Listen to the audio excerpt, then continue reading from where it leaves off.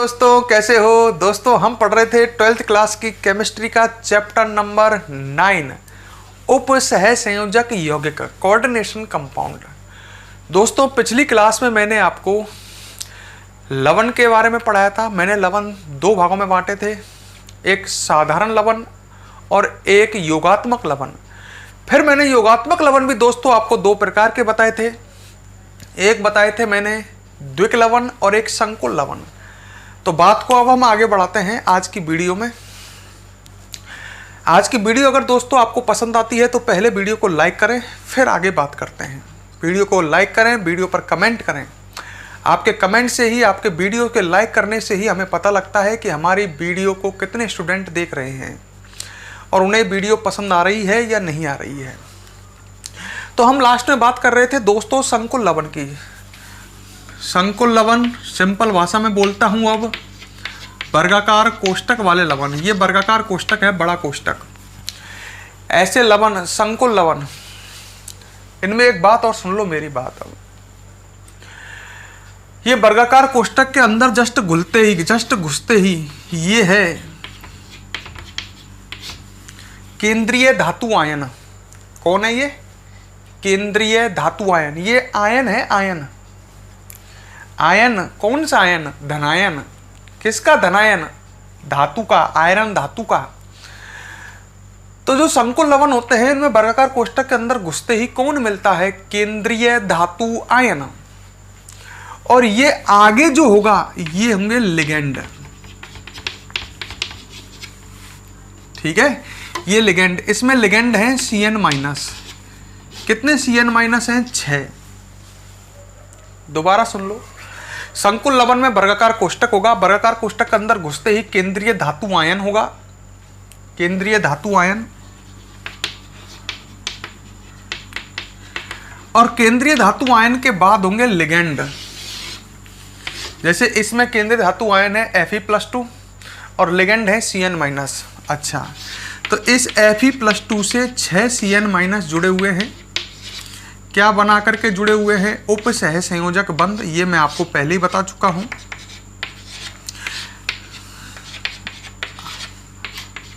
समझ गए होंगे मेरी बात को। अब ये इस तरह का है, वर्गाकार कोष्ठक के अंदर केंद्रीय धातु आयन है जिससे लिगेंड उप सह संयोजक बंध बना करके जुड़े हुए हैं। दाता परमाणु कौन है? लिगेंड है, क्योंकि उप संयोजक बंध की पूंछ दाता की ओर है और शीर्ष ग्राही की ओर है। ग्राही है केंद्रीय धातु आयन और आगे ये हैं K4। समझ जा बात को, क्लियर कर लो। तो वर्गाकार कोष्ठक के अंदर घुसते ही केंद्रीय धातु आयन और आगे होंगे लिगेंड। ठीक है, तो ऐसे संकुल लवणों की हम बात करने वाले हैं। अब हम संकुल लवण के बारे में आगे बढ़ते हैं। अब पढ़ेंगे हम इस चैप्टर में संकुल लवण के बारे में। क्यों पढ़ेंगे? क्योंकि संकुल लवण जो है उप सह संयोजक यौगिक हैं। इनमें उप सह संयोजक बंध है। आपको पहले भी बता चुका हूं मैं, संकुल लवण में आयनिक बंध भी होते हैं। वर्गाकार कोष्ठक बाहर वाले भाग के साथ आयनिक बंध बनाता है और वर्गाकार कोष्ठक के अंदर आपको पता ही है उप सह संयोजक बंध होते हैं। तो संकुल लवण है जो उप सह संयोजक यौगिक है, इसलिए इस चैप्टर में आगे हम संकुल लवणों के बारे में पढ़ेंगे। अब हम बात यहां से स्टार्ट करते हैं। संकुल लवण के लिए कुछ महत्वपूर्ण शब्दावली, मतलब कुछ हम परिभाषाएं पढ़ेंगे संकुल लवण के लिए। ठीक है, तो हमारा टॉपिक आज की वीडियो यहां से स्टार्ट हो रही है। संकुल लवण के लिए कुछ महत्वपूर्ण शब्दावली। जो बातें मैं समझाता जाऊं उन्हें ढंग से क्लियर करते चले, याद करते चले। कुछ महत्वपूर्ण शब्दावली।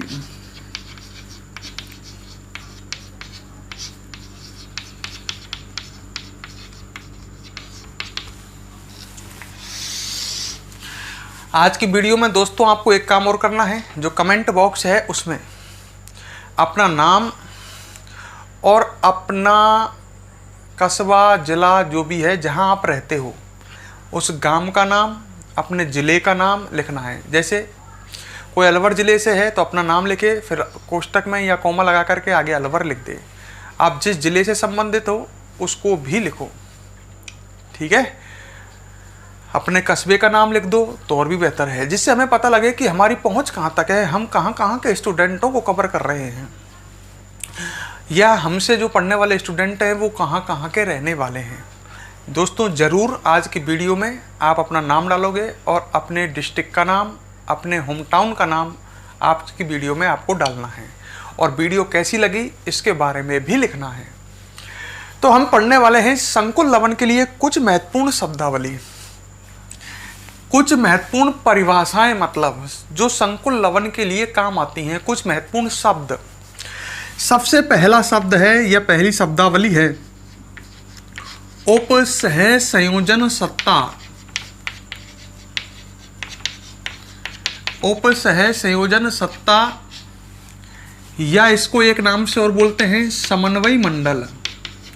समन्वय मंडल भी कह सकते हो, समन्वय मंडल भी कह सकते हो।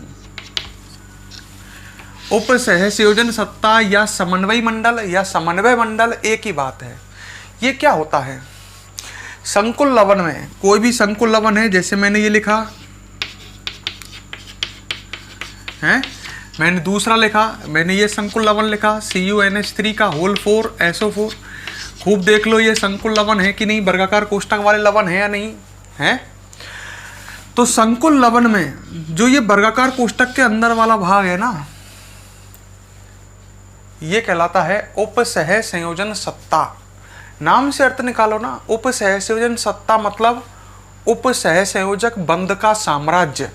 और उपसह संयोजक बंध का साम्राज्य कहाँ है, उपसह संयोजक बंध की सत्ता कहाँ है? वर्गाकार कोष्ठक के अंदर। तो वर्गाकार कोष्ठक के अंदर वाला यह भाग में दोस्तों कहलाता है उपसह संयोजन सत्ता। इसमें कौन कौन उपस्थित हैं? इसमें केंद्रीय धातु आयन व लिगेंड उपस्थित हैं। यहाँ उपसह संयोजन सत्ता ये है, वर्गाकार कोष्ठक के अंदर वाला भाग। ये कौन है? केंद्रीय धातु आयन, और ये कौन है? लिगेंड। समझ गए होंगे। तो आप डेफिनेशन इसी तरह से दे सकते हो, पेपर में आ जाए तो।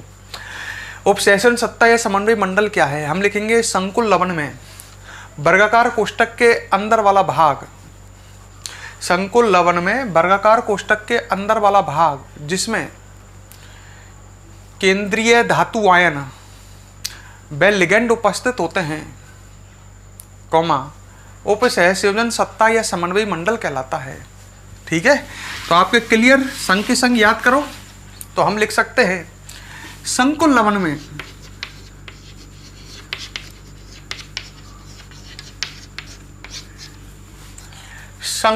में वर्गाकार कोष्ठक के अंदर वाला भाग, वर्गाकार कोष्ठक के अंदर वाला भाग, संकुल लवन में वर्गाकार कोष्ठक के अंदर वाला भाग जिसमें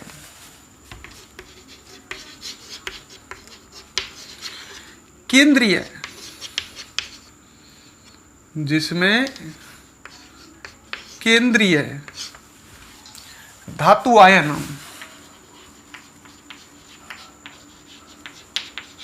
व लिगेंड उपस्थित होते हैं। लिगेंड बता दिए ना मैंने, केंद्रीय धातु आयन व लिगेंड उपस्थित होते हैं।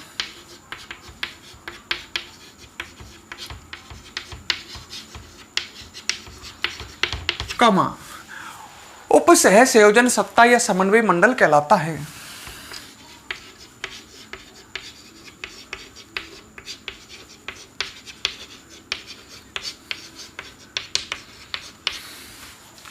या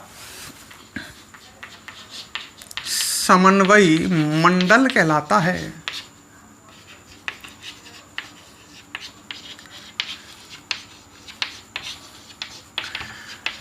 तो क्लियर हो गया होगा। संकुल लवन में वर्गाकार कोष्ठक के अंदर वाला भाग जिसमें केंद्रीय धातु व लिगेंड उपस्थित होते हैं क्या कहलाता है? उपसह संयोजन सत्ता या समन्वय मंडल।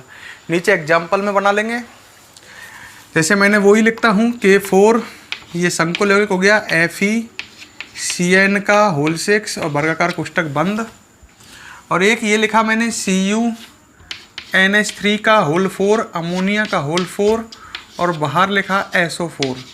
ये 2 संकुल यौगिक आपके सामने लिखे हुए हैं। ये वर्गाकार कोष्ठक के अंदर वाला भाग ये कहलाता है उप सहसंयोजन सत्ता या समन्वय मंडल।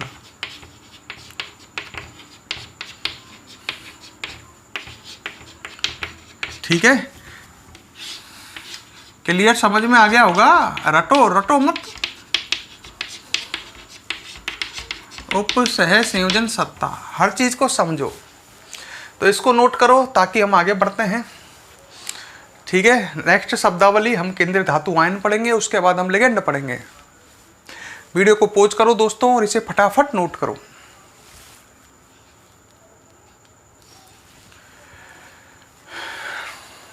अरे पॉज कर लो, मेरा चेहरा देख रहे हैं क्या? हाँ, अब हम दोस्तों नेक्स्ट शब्दावली की बात करते हैं। नंबर 2, केंद्रीय धातु आयन। ठीक है, देखो नेक्स्ट शब्दावली आराम से आपके समझ में आएगी। केंद्रीय धातु आयन,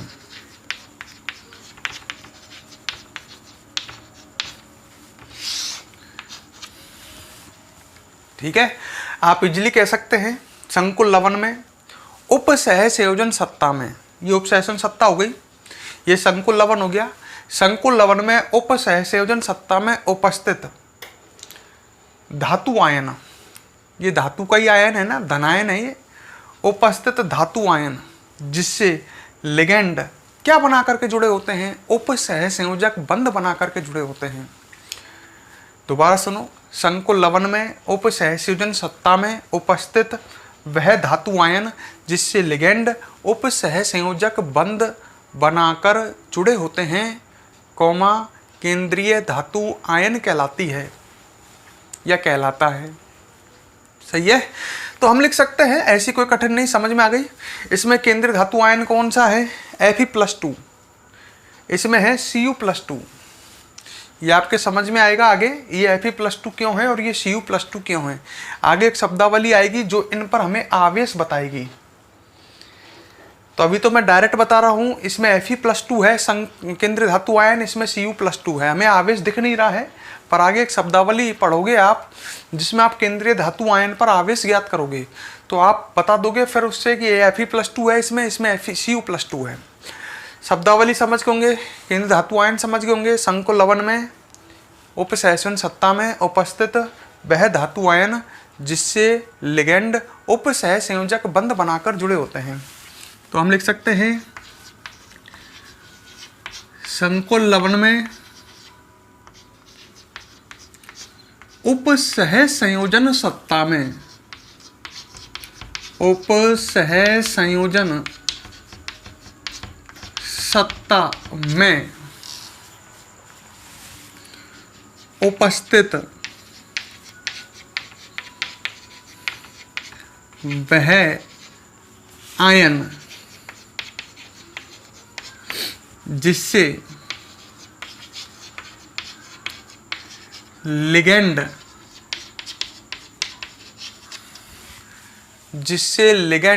उप सहसंयोजक बंध द्वारा जुड़े होते हैं, उप सहसंयोजक बंध द्वारा जुड़े होते हैं।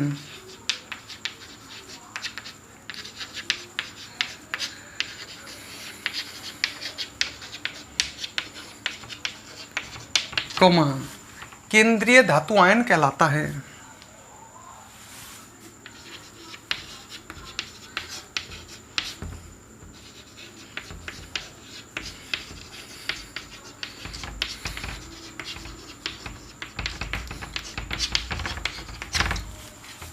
ठीक है, जैसे मैं एग्जाम्पल के रूप में इन्हें ले लेता हूं।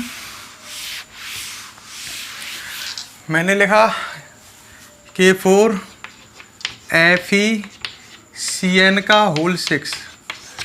इसमें केंद्रीय धातु आयन है, अभी बताया था मैंने Fe+2। अब ये Fe+2 क्यों है, ये आवेश +2 क्यों है, ये आगे हम सीखेंगे इसी चैप्टर में। ये तो दिख रहा होगा Fe है पर इस पर आवेश है +2। और कोई पूछ ले तुमसे खाली केंद्रीय धातु कौन है, तो आप आंसर देना Fe। और आयन पूछ ले तो आयन है तो आवेश तो लिखना पड़ेगा। उस समय हमें इनका आवेश ज्ञात करना होगा कि Fe पर कितना आवेश है, वो आवेश लगा दोगे आप तो आयन बन जाएगा। तो ये है इसमें केंद्रीय धातु आयन Fe+2 Cu NH3 का होल 4 और SO4। इस संकुल यौगिक में केंद्रीय धातु आयन है Cu+2।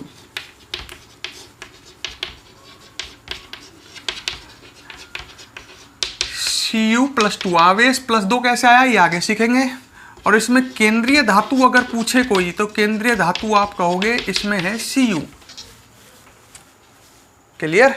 तो ये शब्दावली भी आपके इजीली समझ में आ गई होगी, कोई कठिन नहीं है। तो आप इसको वीडियो को पॉज करो और दोस्तों इसे भी फटाफट नोट करो।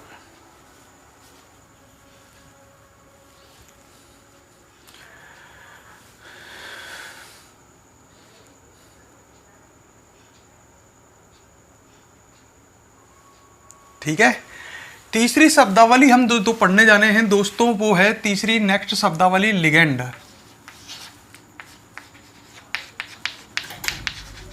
लिगेंड आप जानते हो, ये लिगेंड है।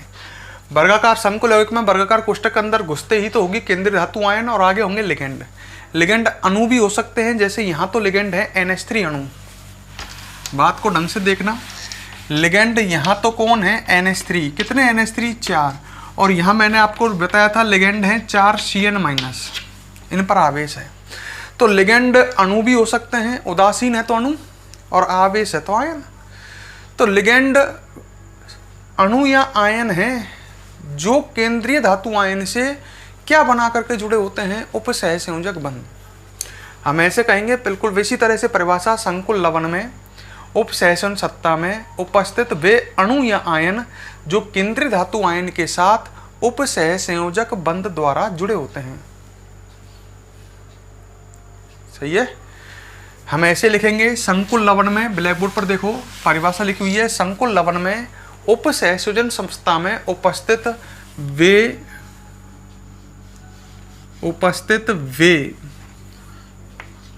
अणु या आयन, वे अणु या आयन जो किससे, जो केंद्रीय धातु आयन से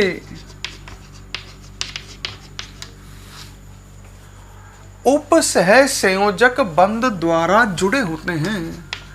उपसहसंयोजक बंध द्वारा जुड़े होते हैं। पढ़ो परिभाषा पूरी। लिगेंड क्या होते हैं, संकुल लवण में उपसहसंयोजन सत्ता में उपस्थित वे अणु या आयन, ये अणु भी हो सकते हैं आयन भी हो सकते हैं, जो केंद्रीय धातु आयन से उपसहसंयोजक बंध द्वारा जुड़े होते हैं, लिगेंड कहलाते हैं। क्या कहलाते हैं, लिगेंड कहलाते हैं।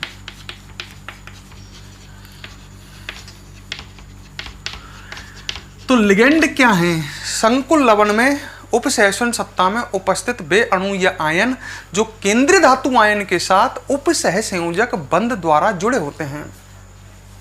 क्लियर। अच्छा अब मेरी बात सुनो, हम इसमें आगे पढ़ेंगे लिगेंड के प्रकार।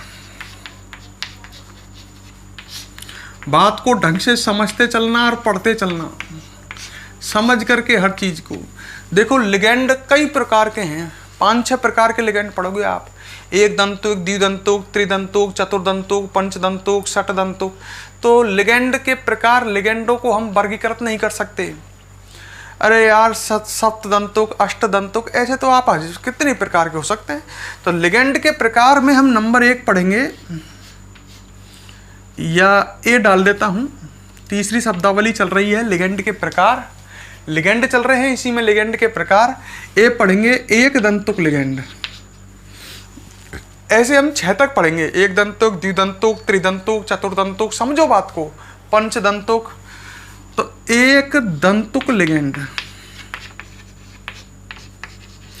मोनोडेंटेट लिगेंड, ये क्या होते हैं, वे लिगेंड जो केंद्रीय धातु के साथ एक उपसहसंयोजक बंध बनाते हैं। जैसे ये है केंद्रीय धातु, ये वर्गाकार कोष्ठक, ये केंद्रीय धातु आयन। सही है। और जो लिगेंड केंद्रीय धातु आयन के साथ एक बंध बना रहा है, जैसे मान लो ये लिगेंड है कोई और ये लिगेंड केंद्रीय धातु के साथ एक बंध बना रहा है, तो ये कहलाएगा एक दंतुक लिगेंड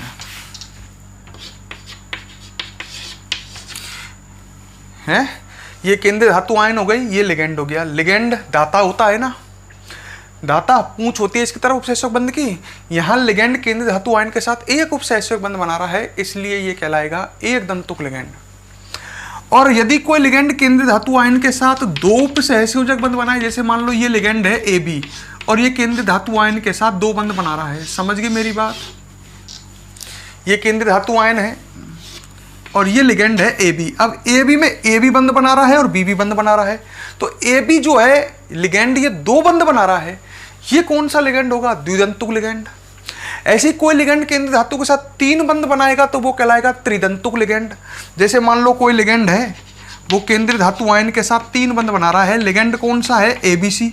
AB बंध, BB बंध और CB बंध बना रहा है, तो ये लिगेंड केंद्रीय धातु के साथ कितने उपसहसक बंधों का निर्माण कर रहा है? तीन। ये त्रिदंतुक लिगेंड। अगर कोई लिगेंड केंद्रीय धातु आयन के साथ चार बंध बनाए तो चतुर्दंतुक लिगेंड। मतलब ये वर्गीकरण कैसे किया गया है? लिगेंड द्वारा बनाए गए उपसहसंयोजक बंधों की संख्या के आधार पर। लिगेंड के प्रकार पढ़ रहे हो, किसके आधार पर? लिगेंड द्वारा बनाए गए उपसहसंयोजक बंधों की संख्या के आधार पर। सबसे पहला कौन सा पढ़ रहे हो? एक दंतुक लिगेंड। क्या होते हैं वे लिगेंड? जो केंद्रीय धातु के साथ, वे लिगेंड जो केंद्रीय धातु आयन के साथ केंद्रीय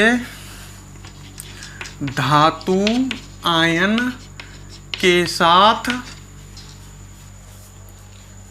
एक उपसहसंयोजक बंध का निर्माण करते हैं।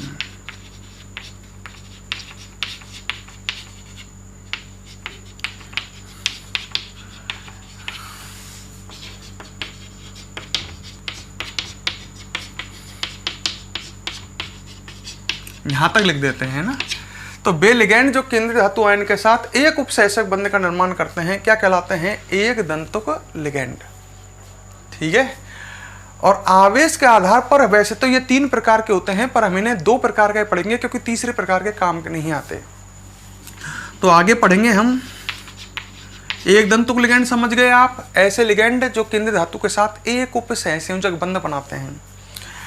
आवेश के आधार पर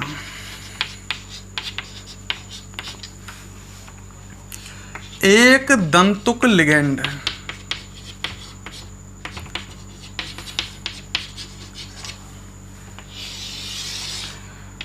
निम्न दो प्रकार के हैं। दो ही प्रकार के पढ़ेंगे, पर के नोट्सों में जो मैंने आपको PDF दिए उसमें तीन प्रकार के पढ़ा रखे हैं, दो ही प्रकार के हैं।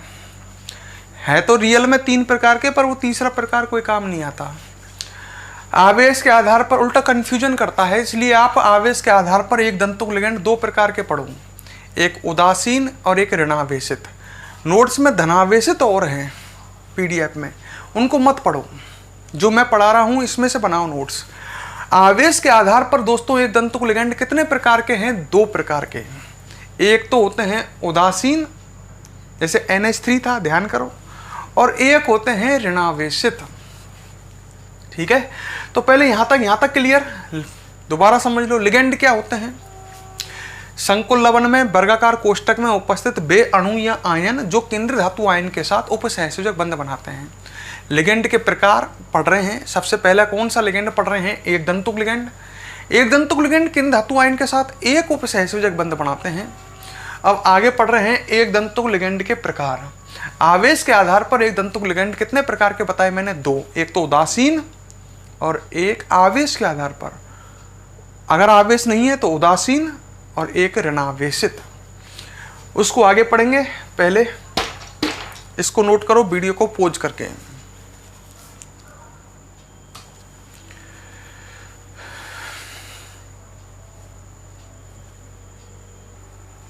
हाँ, तो ये आपने नोट कर लिया। अब हम आगे बढ़ते हैं। तो आवेश के आधार पर एक दंतुक लिगेंड दो प्रकार के हैं। पहला पढ़ोगे, फर्स्ट उदासीन एक दंतुक लिगेंड।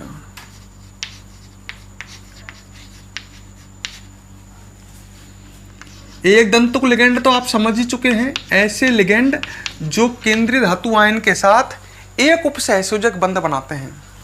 उदासीन एक दंतुक लिगेंड,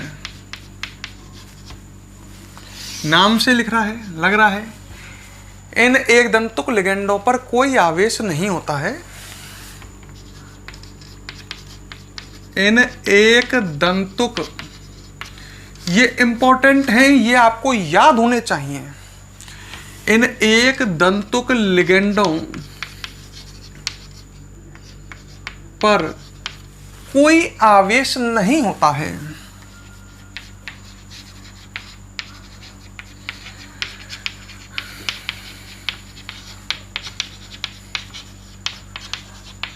कोई आवेश नहीं होता है। ठीक है, अब ऐसे लिगेंड देखते हैं हम, H2O। ठीक है, ये उदासीन एक दंतुक लिगेंड है, मतलब ये केंद्रीय धातु आयन के साथ H2O एक बंध बना करके जुड़ता है। तो ये उदासीन है, इस पर कोई आवेश नहीं है। लोन पेयर आवेश नहीं होता, आवेश तो दो ही होते हैं, प्लस या माइनस। ये उदासीन है, एक दंतुक लिगेंड है। इसका लिगेंड के रूप में नाम आप याद रखो। जब ये लिगेंड के रूप में होगा, जैसे यहां पर ये लिगेंड के रूप में है, तो इसका नाम होगा एक्वा। क्या नाम होगा? एक्वा। H2O को हम एक्वा बोलेंगे। सामान्य नाम तो इसका जल है, डाई हाइड्रोजन ऑक्साइड, ये तो सामान्य नाम है, कॉमन नेम। पर जब ये लिगेंड होगा, अब मैं ये कह सकता हूं यहां पर केंद्रीय धातु आयन से एक्वा जुड़ा हुआ है, लिगेंड के रूप में इसका नाम क्या होगा? एक्वा। ये उदासीन एक दंतुक लिगेंड है, इस पर कोई आवेश नहीं है और केंद्रीय धातु आयन के साथ एक उपसहसंयोजक बंध बनाता है। कंफ्यूज मत होना, हर चीज को बारीकी से समझना, कंफ्यूजन हो जाती है यहां पर लड़कों के। NH3 है, ये भी उदासीन होता है, इसको बोलते हैं लिगेंड के रूप में नाम है एमीन और सामान्य नाम है इसका अमोनिया। तो आप तो लिगेंड के रूप में नाम याद रखो, साधारण नाम तो आप जानते हो, ये जल है, ये अमोनिया है, पर लिगेंड के रूप में इसका नाम है एक्वा, क्योंकि ये आगे काम आएंगे, आपको याद रखने हैं। ये NH3 एमीन, हर चीज जो मैं आप पढ़ा रहा हूं ये आगे बहुत ज्यादा इंपॉर्टेंट है, ये सब आगे काम आएंगे, इसलिए इन्हें ढंग से याद करना। क्लियर? CO, ये है कार्बोनिल, वैसे सामान्य नाम है क्या नाम है इसका? Carbon monoxide. कोबाल्ट नहीं है, कोबाल्ट को तो मैं ऐसे लिखता O छोटा, पर ये दोनों बराबर है, तो ये कार्बन और O है, ये है कार्बोनिल। ये सभी एक दंतुक लिगेंड हैं, कार्बोनिल। ठीक है, सामान्य नाम है इसका कार्बन मोनोऑक्साइड, लिगेंड के रूप में नाम है कार्बोनिल। आप तो लिगेंड के रूप में नाम याद रखो। ऐसे ही NO, नाइट्रोसिल, ये सभी एक दंतुक लिगेंड हैं, आपको याद होने चाहिए, उदासीन एक दंतुक लिगेंड हैं। तो ये आपका क्वेश्चन में समस्या एक CS है, सीजियम नहीं है, सीजियम में तो S छोटा लिखता मैं, ये है कार्बन और सल्फर, ये इसका बोलते हैं थायोकार्बोनिल। क्या नाम है इसका? थायोकार्बोनिल। PH3 लिगेंड के रूप में नाम चल रहे हैं, इसका नाम है फॉस्फीन, सामान्य नाम भी यही है और लिगेंड के रूप में नाम भी यही है, phosphine. PH3 NH3 amine, PH3 phosphine. Clear? कोई ऐसी कठिनाई है क्या? याद नहीं हो रहे? एक लिखता हूं C5H5N, ये इस तरह का है, देखो इधर,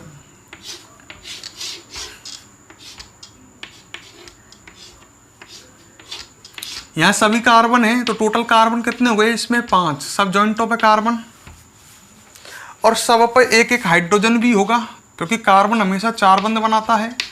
तो ये इस तरह का है C5H5N, इसको बोलते हैं प्रिडीन। ये भी एक दंतुक लिगेंड है, उदासीन है। इसका नाइट्रोजन जो है ये बंध बनाता है उपसहसंयोजक बंध, क्योंकि नाइट्रोजन पर ऐसा कक्षक है जिसमें 2 इलेक्ट्रॉन हैं। अरे दाता तो वही होता है जिसमें 2 इलेक्ट्रॉन युक्त कक्षक होते हैं। ये प्रिडीन उदासीन एक दंतुक लिगेंड, ठीक है। और लिखता हूं एक, ये देखो C6H5, ये खतरनाक है, थोड़ा सा देख लो, ठीक है। C6H5 और C6H5 है ना। यहाँ मतलब जो फॉस्फीन थी PH3, इसमें तीनों H हटा करके 3 C6H5 जोड़ दिए, और C6H5 को बोलते हैं फेनिल। यहाँ पर 6 कार्बन है और 5 H तो जुड़े हुए हैं, पर यहाँ का H हटा दिया है। ये क्या है? फेनिल। तो इसका नाम है लिगेंड के रूप में ट्राईफेनिल फॉस्फीन। क्या नाम है? ट्राईफेनिल फॉस्फीन। PH3 फॉस्फीन है, और P से 3 C6H5 मतलब 3 फेनिल जोड़ दिए तो ये बन जाएगा ट्राईफेनिल फॉस्फीन। इसका फास्फोरस उपसहसक बंध बनाता है क्योंकि इस पे ए लोन पेयर है, ठीक है। अच्छा, प्रिडीन को सॉल्ट में PYV वो लिख देता है, कई बार ये ना लिख करके प्रिडीन का सॉल्ट में क्या लिख देता है? PY। भाई लिगेंड कहाँ उपस्थित होते हैं? संकुल लवण में। अब इतने बड़े बड़े लिगेंडों को वो कैसे लिखे? तो सॉल्ट में लिख देता है PY। PY का मतलब आप समझ जाना कौन सा लिगेंड है? प्रिडीन। और इसको लिख देता है ट्राई PY, ऐसा लिख सकता है, ठीक है। ये है ट्राईफेनिल फॉस्फीन। इसका सॉल्ट तो याद नहीं रखो आप, इसका सॉल्ट याद रखो, प्रिडीन।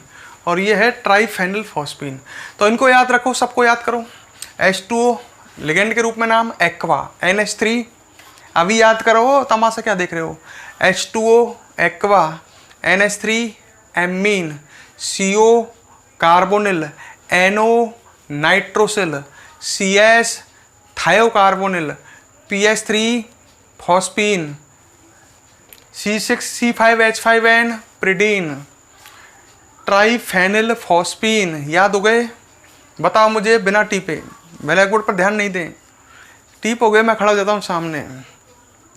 H2O नाम बोलो लिगेंड के रूप में, एक्वा, NH3 प्रिडीन है, CO carbonyl, NO nitrosyl, PH3 phosphine, C5H5N try, हाँ क्या नाम है? C5H5N का प्रिडीन। और P से 3 C6H5 जुड़ रहे हैं, इसका क्या नाम है? ट्राईफेनिल फॉस्फीन। अब इसको पोज करके नोट कर लो, ये सभी उदासीन एक दंतुक लिगेंड हैं, सब पर कोई आवेश नहीं है, केंद्र धातु के साथ एक उपसहसक बंध बना करके जुड़ते हैं, ठीक है। नोट करो फटाफट, वीडियो को पोज करो।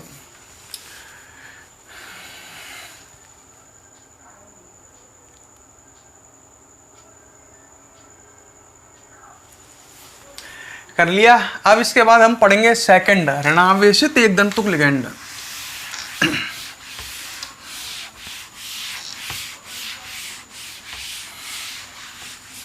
सेकंड, ऋणावेशित एक दंतुक लिगेंड। एक दंतुक लिगेंड ही पढ़ रहे हो आप। आवेश के आधार पर मैंने 2 तरह के बताए, एक उदासीन और एक ऋणावेशित। ऋणावेशित एक दंतुक लिगेंड। हाँ बताओ दोस्तों, इन पर क्या आवेश होगा? ऋण आवेश। ये एक दंतुक लिगेंड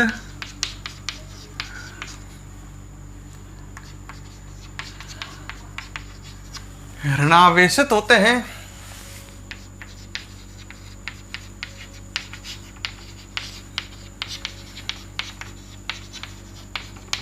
ठीक है, ये एक दंतुक लिगेंड ऋणावेशित होते हैं। और जितने भी ऋणावेशित एक दंतुक लिगेंड, जितने भी ऋणावेशित लिगेंड हैं, चाहे वो एक दंतुक हो द्विदंतुक हो, सबके नाम में अनुलग्न ओ लगता है। मतलब उनके नाम में पीछे ओ लगा हुआ मिलेगा आपको। वो कैसे अभी बताऊंगा मैं। मैंने क्या कहा, जितने भी ऋणावेशित लिगेंड हैं उनके लिगेंड के रूप में जो नाम है उनके नाम में पीछे अनुलग्न ओ लगेगा। कैसे, उदाहरण देख लो, समझ में आ जाएगा। जैसे मैंने लिखा एफ माइनस, ये एक दंतुक लिगेंड है सभी, और बगल में मैं लिख रहा हूँ लिगेंड के रूप में नाम। एफ माइनस का लिगेंड के रूप में नाम है फ्लोरो, और सामान्य नाम है इसका क्या, फ्लोराइड। गलेन कहते हैं एफ माइनस का सामान्य नाम फ्लोरीन नहीं, वो तो एफ का सामान्य नाम है। एफ माइनस का लिगेंड के रूप में नाम फ्लोरो और सामान्य नाम है फ्लोराइड। क्लियर। Cl माइनस ये सभी ऋणावेशित हैं, एक दंतुक लिगेंड हैं। Cl माइनस क्लोरो लिगेंड के रूप में नाम लिख रहा हूं मैं केवल, जबकि सामान्य नाम क्या है इसका, क्लोराइड, ना कि क्लोरीन। ध्यान रख लो, क्लोरीन तो होता है Cl माइनस का सामान्य नाम है क्लोराइड। ये फ्लोराइड आयन है, ये क्लोराइड आयन है, और लिगेंड के रूप में इसका नाम है फ्लोरो, इसका नाम क्लोरो। तुम देख लो पीछे अनुलग्न ओ नहीं लग रहा क्या, मैंने यही तो कहा ऋणावेशित लिगेंडों के नाम के पीछे ओ लगाएगा, ओ क्लोरो फ्लोरो। Br माइनस बता दो अब तो, ब्रोमो। I minus iodo. तो ये तो आपके आराम से याद हो गए होंगे चारों ऋणावेशित एक दंतुक लिगेंड हैं। तो F minus fluoro, Cl minus bromo chloro, Br minus bromo, I minus iodo. याद हो रहे हैं, तो याद हो गए। अब सल्फर के याद करना, तो S-2 सल्फाइडो, ये लिगेंड के रूप में नाम है, सामान्य नाम सल्फाइड। क्या है सामान्य नाम, सल्फाइड। मैं बोल रहा हूँ याद कर सको तो सामान्य नाम भी याद कर लेना, नहीं तो लिगेंड के रूप में नाम तो याद होनी चाहिए। इसका सामान्य नाम सल्फाइड, लिगेंड के रूप में नाम सल्फाइडो। SO4-2 सल्फेटो, नाम में ओ लगेगा, लिगेंड के रूप में नाम सल्फेटो और सामान्य नाम सल्फेट। SO3-2 सल्फाइटो, सल्फाइटो और सामान्य नाम सल्फाइट। S2O3-2 ऋणावेशित है सभी, सब पे -2 आवेश है इन पर, इसका नाम है थायोसल्फेटो, लिगेंड के रूप में नाम है थायोसल्फेटो और सामान्य नाम है, वो हटा दो, थायोसल्फेट।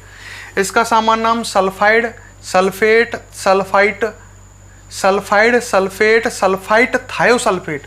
लिगेंड के रूप में नाम S-2 सल्फाइडो, लिगेंड के रूप में नाम याद रखो SO4-2 सल्फेटो, SO3-2 सल्फाइटो, H2O3-2 थायोसल्फेटो। चारों याद कर लो।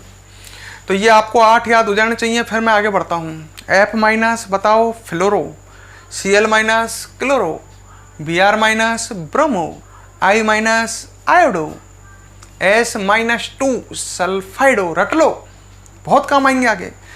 SO4-2 सल्फेटो, SO3-2 सल्फाइटो और H2O3-2 थायोसल्फेटो। आगे बढ़ते हैं। O-2 ऑक्सो, कहीं ऑक्साइडो लिख रहा हो तो भी गलत नहीं है।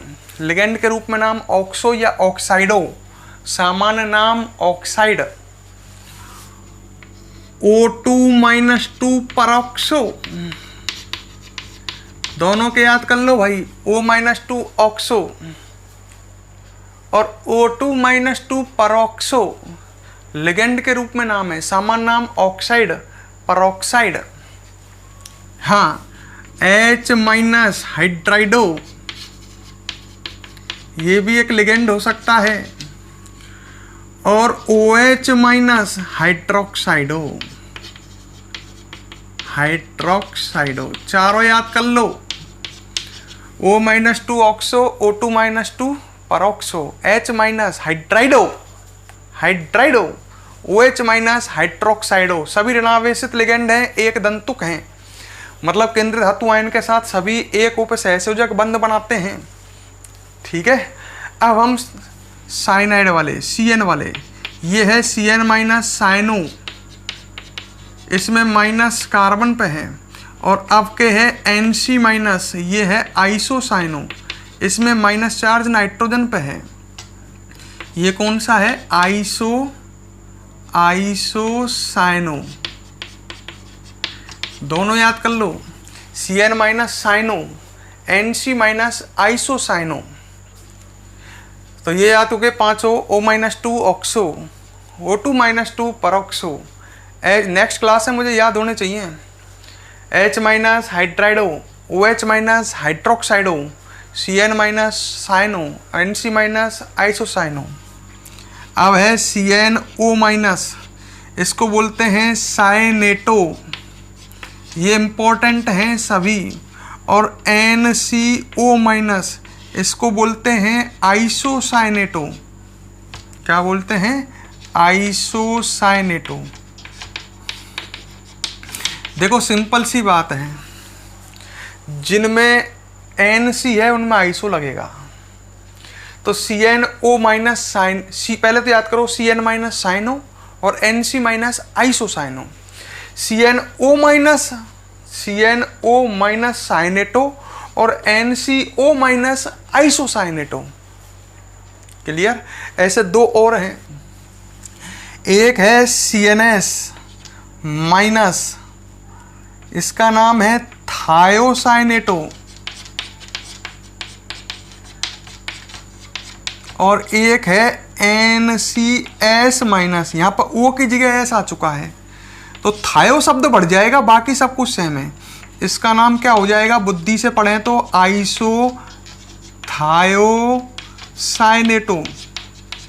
Iso thiocyanato. नोट्स में मिसप्रिंटिंग है, उसको सही कर लेना अगर नोट्स पढ़ रहे हैं तो। इसका नाम, उसमें गलती है कुल मिलाकर के बात। CnO minus cyanato, NCO minus isocyanato. अगर एस लग जाए तो बीच में थायो जुड़ जाएगा, CNOS माइनस थायोसाइनेटो और NCS माइनस आइसोथायोसाइन। इनमें आप बहुत ज़्यादा कंफ्यूज होंगे, इन्हें लिख लिख करके मेहनत करके इन्हें याद करें, इंपॉर्टेंट है। ठीक है, और आगे और बात करते हैं। CO3 माइनस 2, इसको तो जानते होंगे, कार्बोनेटो, लिगेंड के रूप में नाम कार्बोनेटो और सामान्य नाम कार्बोनेट।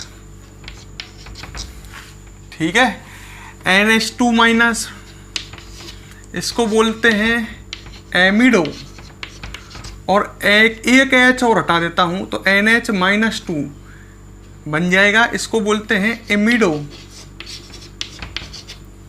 ठीक है, NO2 माइनस, इसको बोलते हैं नाइट्रो, ये इंपॉर्टेंट है, याद रखो। और ONO माइनस, दोनों एक जैसे लग रहे हैं पर इसमें नाइट्रोजन पे माइनस है, इस पे ऑक्सीजन पे माइनस है।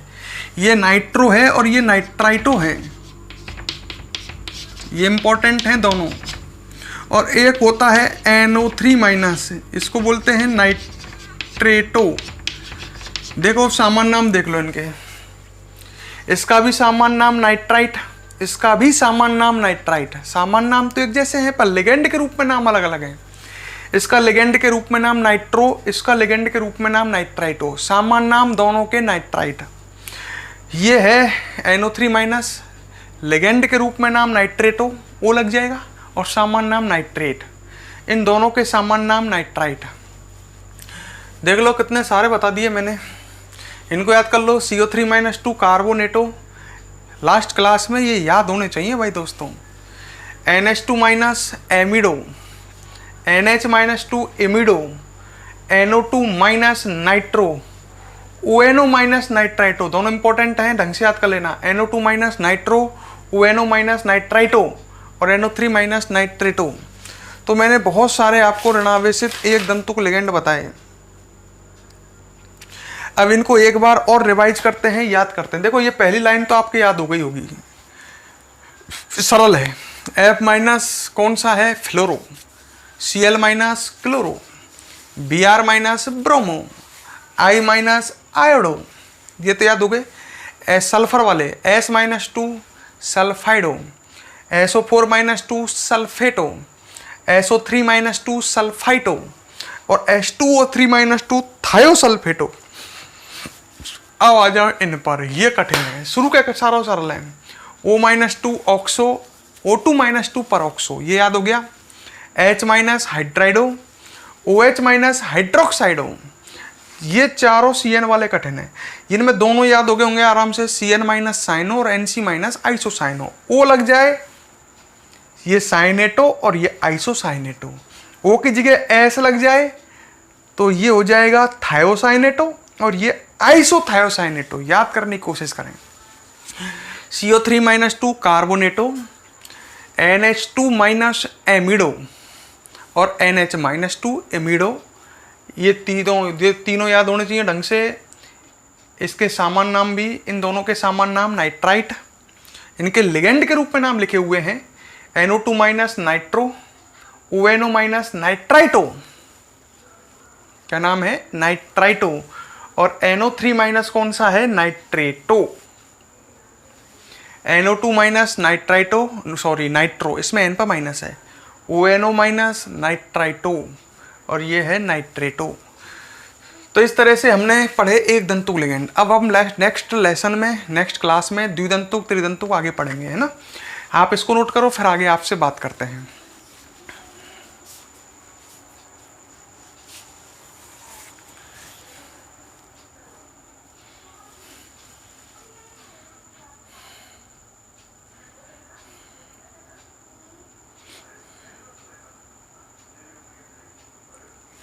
कर ली नोट? अब मेरी बात सुनो। तो नेक्स्ट क्लास में ये आपको सभी एक दंतुक लिगेंड याद होने चाहिए। उदासीन भी और ऋणावेशित भी, ज़्यादा काम नहीं दे रहा, तो ये आपको लर्न होने चाहिए। तो अब मैं एक बात फिर कह देता हूँ, जो स्टूडेंट आज की जो वीडियो है इसको लाइक और कमेंट करना। लॉन्ग नहीं बना रहा हूँ, आगे और बढ़ाऊँगा तो बड़ी हो जाएगी। आज की वीडियो जो बनाई है इसको लाइक और कमेंट ज़रूर करना। दूसरी बात दोस्तों, आपका नाम और आप किस डिस्ट्रिक्ट से रहने वाले हो, बिलोंग करते हो, आपके होम टाउन का नाम वो भी लिख करके डालें, ठीक है, जिससे पता लगे कि कहाँ कहाँ के स्टूडेंट और कौन कौन से स्टूडेंट पढ़ रहे हैं। ठीक है दोस्तों, अगर वीडियो पसंद आई हो तो इस पर लाइक और कमेंट ज़रूर कर देना। अब हम आपसे नेक्स्ट वीडियो में मिलेंगे।